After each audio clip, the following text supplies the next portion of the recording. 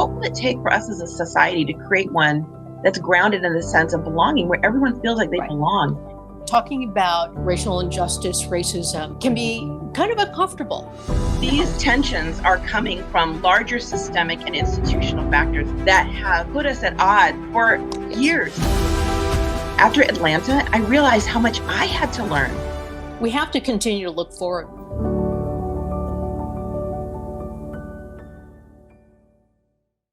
Hi, we hope you're doing well, and we are so happy you could join us today.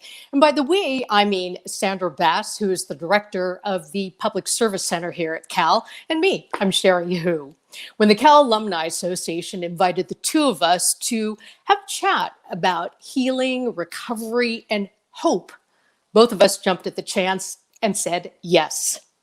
I've been a TV reporter for more than 30 years, and during that time I was trained to be prepared for the unexpected. I carried a go bag at all times, filling it with a toothbrush, an extra set of clothes, sturdy shoes, you know, the drills, just like wildfire preparedness. And also I can remember since childhood, and for kids today, they duck and cover for earthquake drills and now for gunshots as well. We do prepare for wildfires, but then someone threw in a pandemic and we had no roadmap for it. What are we going to do? I remember my anxiety just kicked up a notch. And from there, I just remember the first couple of months being a blur. Sandra, do you remember how you first reacted during all of this? That was a year ago. Can you believe it? I know. I can't believe it's been a year. Well, I'm very lucky in that, I'm from San Jose originally. My parents still live in the same home I grew up in. And they're now in their 80s. And what I was mostly worried about, in all honesty, was just like, how are they going to do? Yeah. Right. With all of this new world that we're entering into. So I headed down there the first few weeks to shelter with them.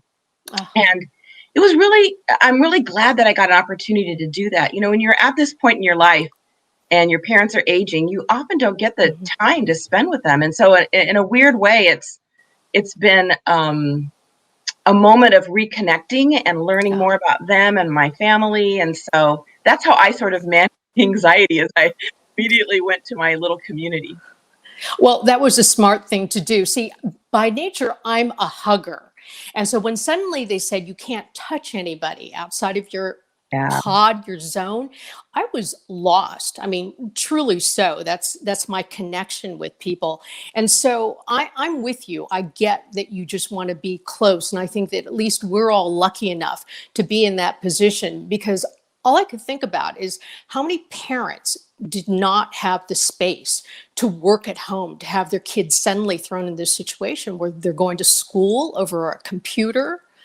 And it was just so anxious and nerve-wracking for everybody. You brought up a good point, though, how we find comfort in things and an upside.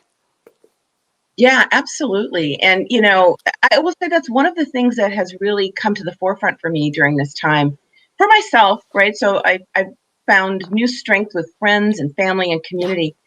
But, I'll say what has been so powerful is to see our students doing that.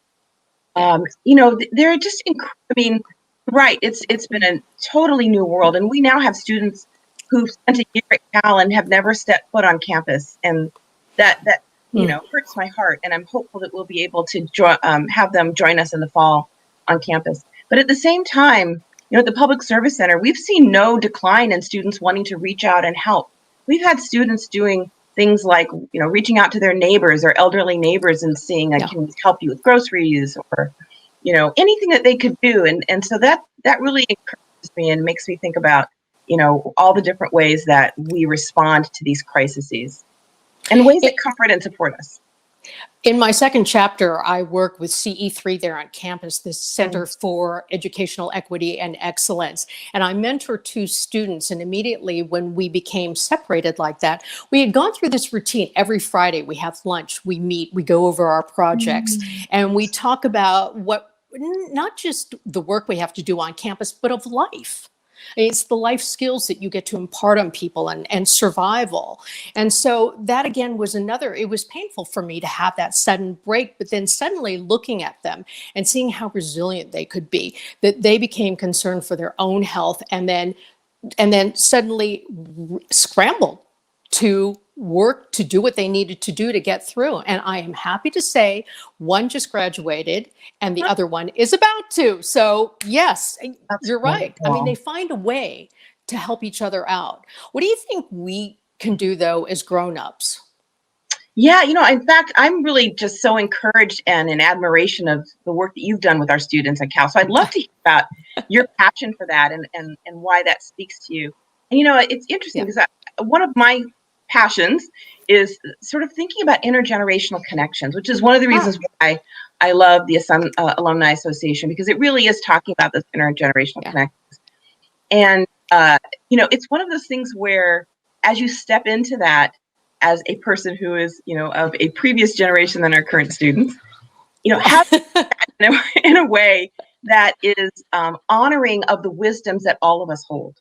And as I was listening to you talk, that's what I was hearing you say and what's so powerful. So I'd love to hear about what is your passion there and how have you brought that to that work? I think in this second chapter in my life that my work with both high school students and Cal students now fulfills me with that sense of purpose that I've always had. As a reporter, my purpose was to go out and to make sure that voices of people who weren't normally heard from or seen were given that opportunity to tell their stories. That anytime there was a story about Oakland, that it wasn't just about crime, but it was on the positive aspects of what was going on in the community. And so in that, working with students, it just felt natural.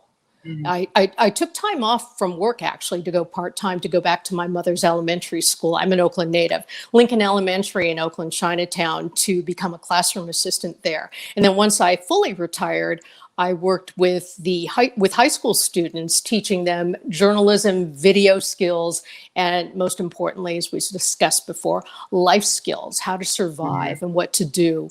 And I think that everybody should find in their life something that helps them the motivation to stay relevant.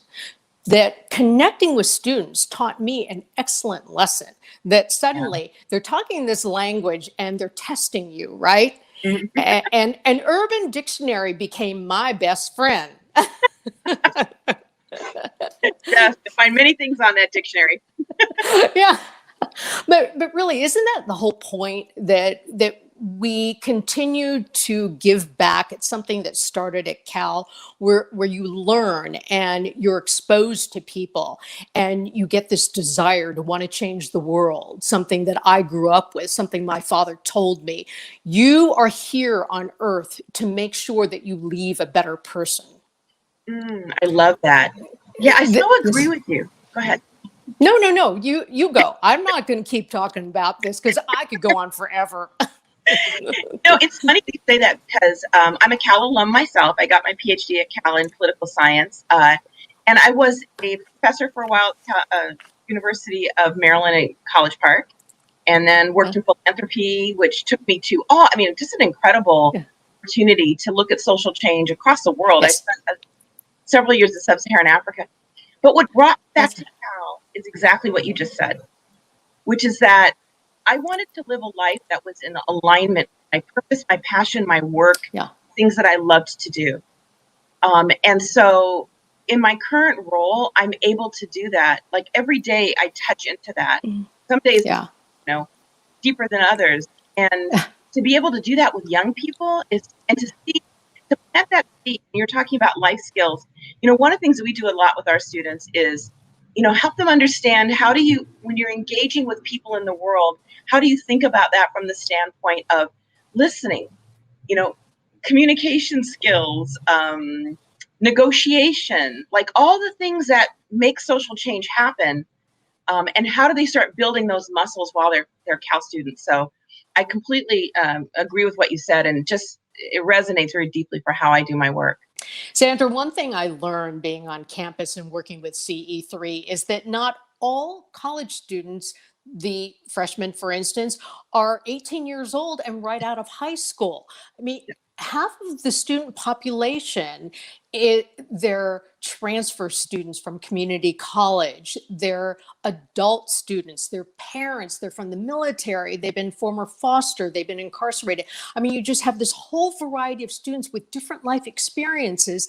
And it's not like this one size fits all kind of experience that you have to be able to adjust quickly and to serve all of their needs.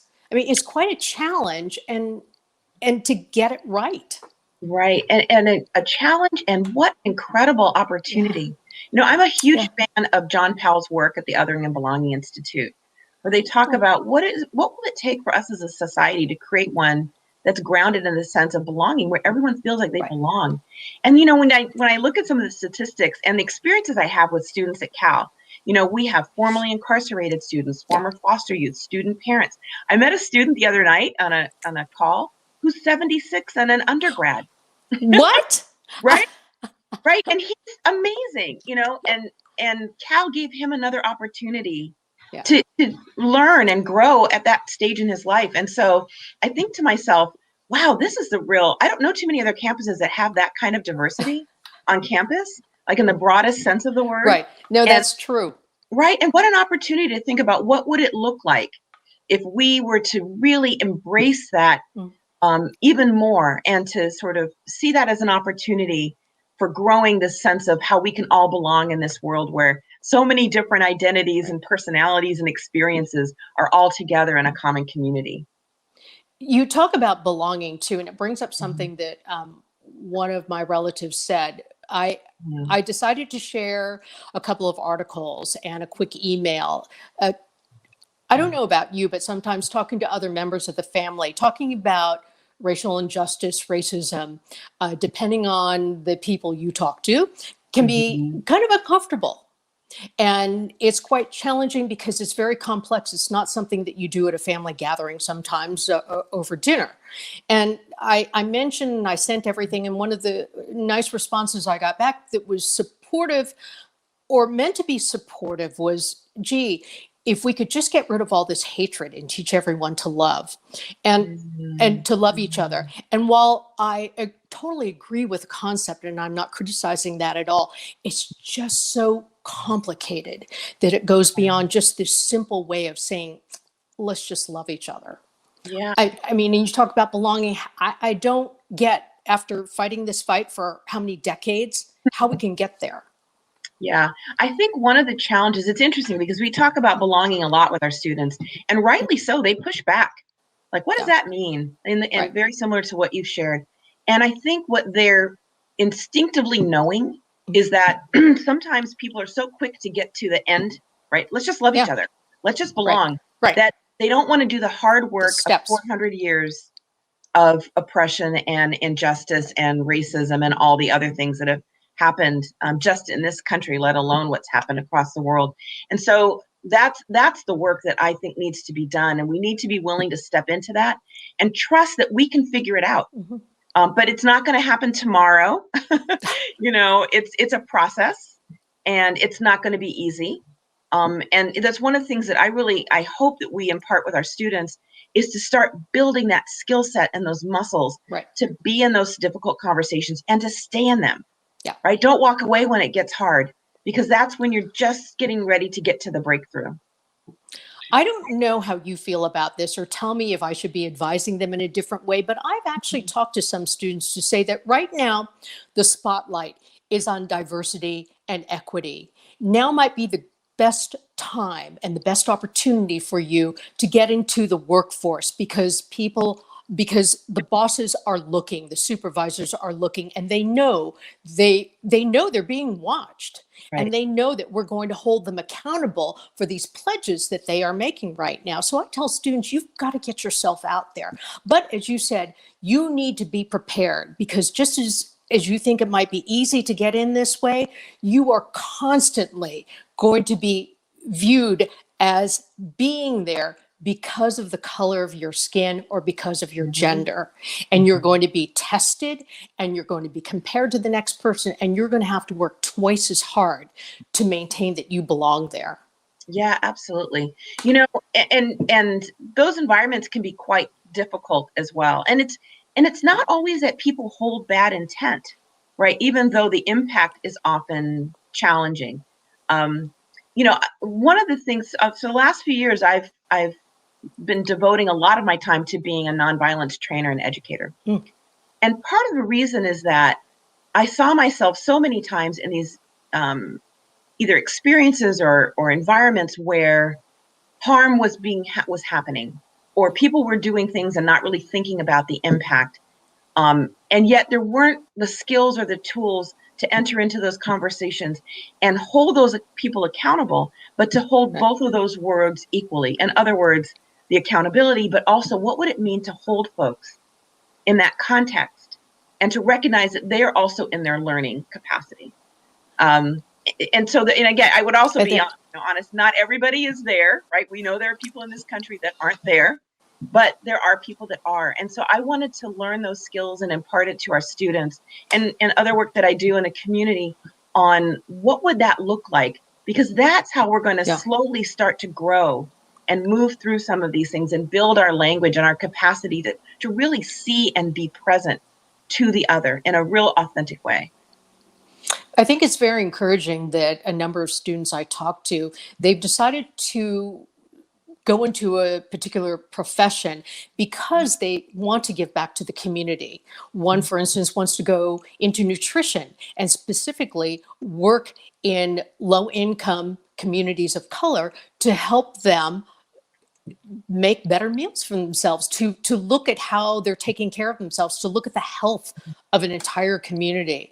And it's just something that he said, well, I was going to do this when I was in college, and then I was in Cal, and suddenly my mind changed.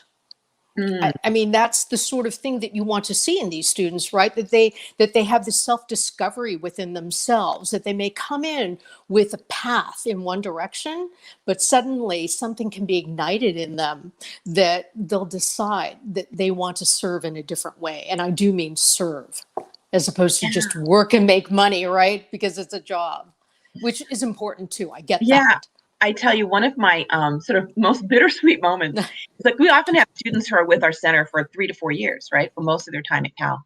And to see them grow, and then you're so happy that they're graduating, but they're like, oh no, you're graduating, you're leaving. But the good thing is that because there are, communities and organizations like the Alumni Association, we have an Right. alumni network ourselves that, they're never really gone. But it is just so rewarding to see that trajectory.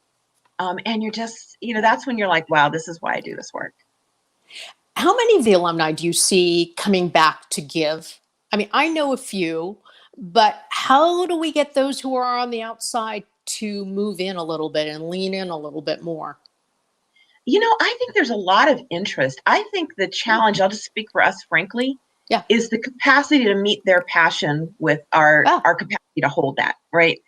It's been tough times for Cal in a lot of ways, and so, you know, it's sometimes hard to think about. You don't want to engage folks without being able to give them things that are meaningful. But that's one of the reasons why we've transitioned to building out our alumni network. So we have recent alums who we're hoping will do outreach to the Alumni Association, alums of the Public Service Center, and others who are interested in public service to think about how we can engage people in meaningful ways with students. and what about the younger students too? Because, well, maybe it's just the circle I run with, and I won't say, but they're on the older Mm. end of the scale, right? Mm. And Oh, so interesting. Yeah. how to bridge that gap and get some of the new grads, because for obvious reasons they must have their priorities right now, which is stabilizing their careers and their families and what they need to do in order to survive and thrive. Yeah, it is a challenge. And I think, we do have a fair number of recent alums that Mm. are engaged. And I think the more that you can give folks very specific things that they can tap into, specific pathways, it makes it a Yeah. little bit easier. And so that's what we're really trying to work on is like, what is the actual ask that we have for young alums that works within their lifestyle and where they are in their, life trajectory. Post-pandemic and post-COVID, what do you see as being the greatest need that students are going to have? Because, I mean, Mm, imagine us right now. I mean, we're still adjusting. I think it's been an adjustment period every day for the right. past year. But then what happens finally when the doors are thrown open in the fall and everyone says, I don't remember this? Or, like you said, you've got these first-year students who haven't even stepped on campus yet. Yeah, and so my staff is very connected to our current group of leaders. We have over 180 student leaders who support other students. Wow. Yeah, it's a fairly big operation. And what they're sharing with me is that even now they're seeing a lot of students with a lot of pain and need. Mm, A lot of our students are from LA, where COVID was quite yes. disastrous for a lot of families. So we're already preparing not only for the PSC, but the campus, because I'm having these conversations with my colleagues around students coming back and experiencing some Right. social anxiety around that, or Yeah. carrying some grief and pain. And so how Right. are we going to hold them through that and still support them academically? And I think it's just a way of how are we creating these communities and spaces on campus that meet the needs of where different students, need to tap in. And I think you really have it that you have students helping students, because when you talk Yeah. about grief and emotional maturity, it varies from person to person, but it also varies by age. And I know Yeah. maybe the process of grief and the stages that we all go through may not be the same as someone who's in their early 20s. Yeah, I think that's really true. I mean, uh, yeah, I wouldn't make any generalizations about it, but I would just echo that sentiment. I mean, and also we have staff So, that are grieving. We've had yeah, staff that have lost family members.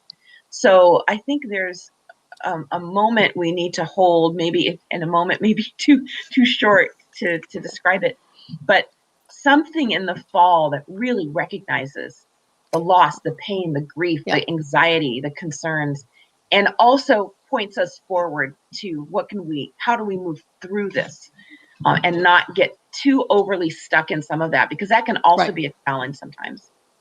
We have to continue to look forward. But I honestly struggle sometimes with what that is going to mean. I mean, Mhm. a year ago, we had to define what life was like, right? Long grocery lines, can't go out of your house. And now we're still wearing masks.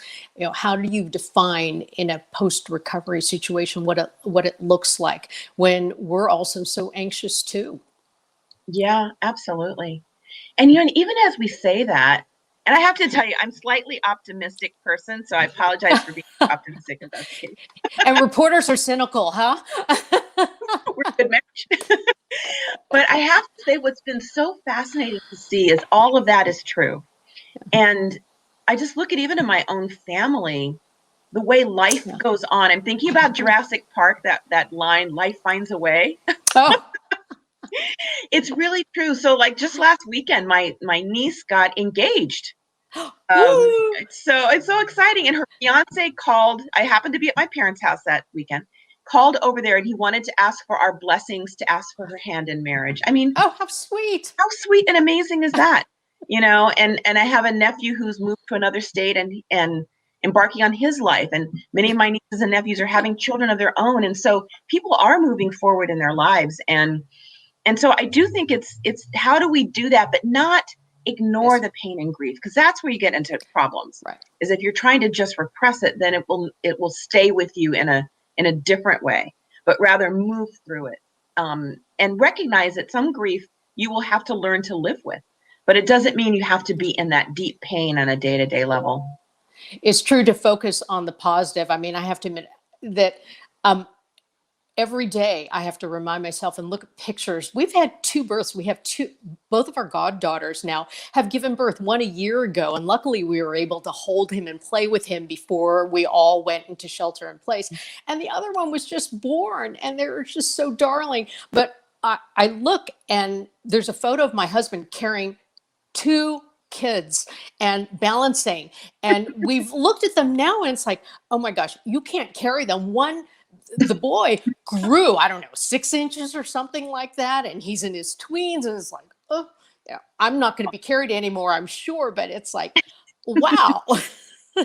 It's really We're, something. It's I know really we're something. entering this new stage, and again, to focus on the positive, and you do look at the young people, and for the most part, I agree with you in that they are so resilient, and we just have to take some cues from them as well, Yeah, I and would think agree. back.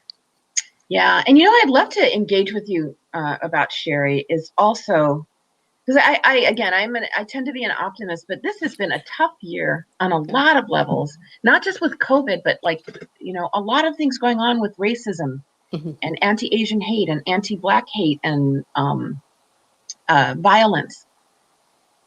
And, I've experienced it myself. I was racially profiled not far from my home and followed and frightened by that and actually wrote a piece about it. I'm kind of a writer when I So, process. I have family members that have experienced it. I'm I have, sure. right. I just love to hear more from you about how are you sort of managing through this? I have to admit that it's been difficult to process too, because like you, this is something I've lived with since childhood, being taunted, being verbally and Mhm. physically assaulted because of the shape of my eyes, the color of my skin, and being meant a feeling like you're constantly an outsider. I mean, I'm sure you can imagine how many times I've been asked, "Oh, where are you from?" "Oh, I'm from Oakland." "No, no, no. Where are you from?" "Oakland."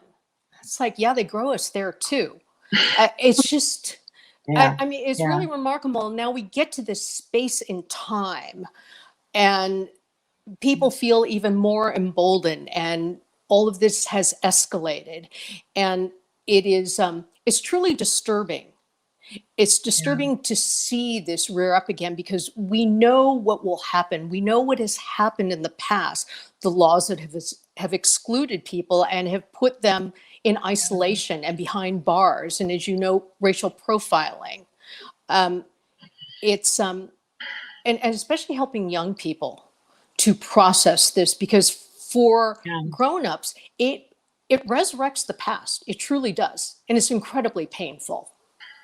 Very much so. But You know, but we're in better places to process it, I think. yes, I would agree with that. But even then, right, I just Mhm. share with you. So, we had George Floyd happened over the Right. summer Yeah. and lots of conversations about anti-Blackness, within my own community and family, within my team on campus. Very painful for a lot of people. And then all of this, horrific stuff that hit in Atlanta after the Atlanta murders, Yes. but had been ongoing throughout this last year. And I'll tell you, I have a lot of engagement with the AAPI community. I work really closely with Shujwe Siegel, who does a lot of writers retreats, Mhm. has done amazing work on Asian Black solidarity. So I've done a lot of things with her. One of I call them my little niecelings. They're my niece's kids, are biracial Asian and Black. They're Filipino and Black. And so I've always thought like, oh, I kind of understand. Well, let me tell you, after Atlanta, and I actually asked more questions, I realized how much I had to learn. Like Ah, I didn't realize how much people were holding. And then just, opening up that conversation, I was like, wow, we have so much work to do here. And so yes. I've been reaching out to folks and we're thinking about how we can go deeper come the fall with our students. Uh, Go ahead. No, I think it's necessary, Yeah. because the students need to talk about it. It's a new experience for them, and it's going to be difficult for them to process, because I wouldn't say that we've sheltered them from it, but we've tried to protect them and Yeah. from these things, and now there's no way you can.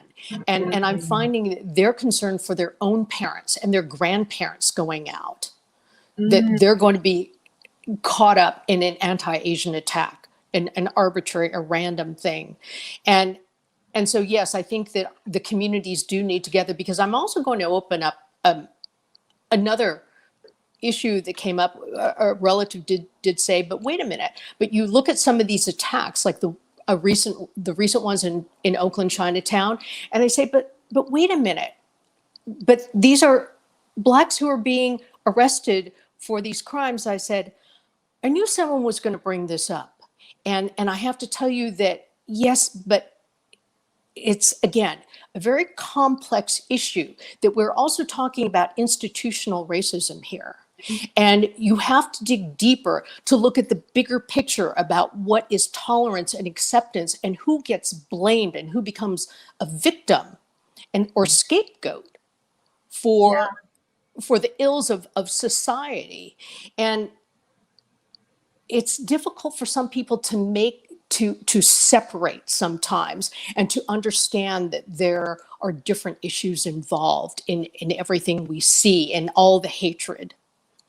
I completely agree. And there's no question when people do things like that. I saw the video of somebody being body slammed in San Francisco. Right. People need to be held accountable. Yes. Like that is not, It's not acceptable. inexcusable, Right. and it's Right. unacceptable. And we need to condemn that as a society. But I think what also is true, what you are holding up, is that, this didn't just emerge out of nowhere. No, Like these no. tensions are coming from larger systemic and institutional factors that have put us at odds for Yes. years and years. I'll tell you another personal story, and I don't know if this is true or not, but I mean, completely true. But my family came from Mississippi to San Jose in the 40s. They came to San Jose shortly after the evacuation orders for the internment. And where did they locate? In Japantown, because that's where the housing was. And I Of thought, course, right? right? Like, did my family, like, we thrived here because another family was displaced and incarcerated, right? So there's a way in which that's one sort of way that symbolizes how the system puts us at odds against each other. And we'll continue to, Yeah, and because so we're seeing that now. we need to work at dismantling that and coming forward, moving forward with a new way, right? Which is hard. It's hard to think about how do we both dismantle, but then what is this new way? But I think we can do that if we have that groundwork and start building that groundwork of trust and communication and recognizing our common humanity. And it's hard, but we need to start doing those steps. And I will say it will be successful with people who want to listen. But we also look that perhaps the people who need to hear this may not simply want to. Yeah. Yeah. And well, but I will say this, which is interesting, is that you're right. I think there are going to be some people that are not ever going to be able to hear it. But I was at a conference recently, a conference call with a young man who was a former neo-Nazi who has dedicated his life to getting people out of the neo-Nazi movement. Good for him.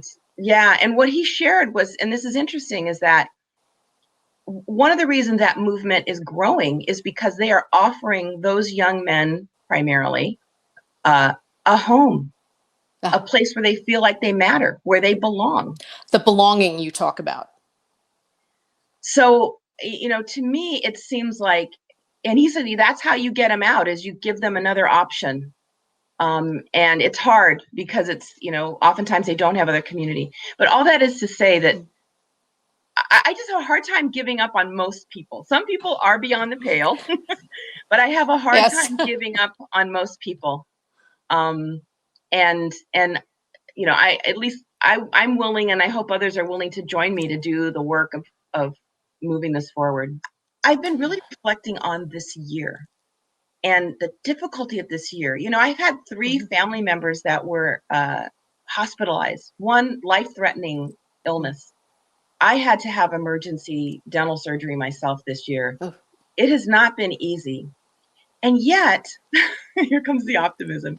And yet, when I reflect back, when I think about this year, what I'm going to hold and remember are the ways in which I've been able to sustain existing relationships with my family, with my friends, new communities that I've been a part of, both, locally, countrywide, even in the world. I've been in some conversations in which they're global because we now had that capacity to do that. Right. And I'm grateful and very fortunate that I've been employed through this at Cal, right? Like I had that level of stability. A lot of people didn't have that. And so I'm really bringing that forward, that capacity to never give up on the human community. And to, for me, I'm strengthened by, I think of it as my spiritual center. I'll say my dad is an evangelical atheist, so I know that, and he's amazing What? and What? wonderful. He's a very strong atheist, I'll put it that way. But he is a generous, kind, loving human being. So I recognize that not everybody holds that frame. But for me, I think of it as a spiritual frame. And so I touch back into that. And that's what I want to bring forward from this year, is that what we can do when we are able and willing to be with and for each other. And on that note, I will add that I think people should normalize being vulnerable. We Yes. put so much emphasis on people having the confidence and courage to ask for help. Yeah. Why should we put that burden of trying to muster up all this strength to do that when we should just say, hey, if you want to cry, if you want to talk, you should be able to just ask, and one of us will say, sure, come on, there's a shoulder, and it's here for you. And the only thing I'd like to add to all that you've said, which are words that we should all live by, is to heal yourself. And then together, we will all heal together as a community. That's the best way. It has been such a joy to speak with you, Sherry. It's been great. And remember, we've got a date when all this is over and we can hug. Remember, Yes, I'm the I'm a hugger. hugger too. You owe me a hug, big one. It's coming. Great. Thank you so much to the Cal Alumni Association. Let's keep the conversation going. And of course, go Bears. Go Bears.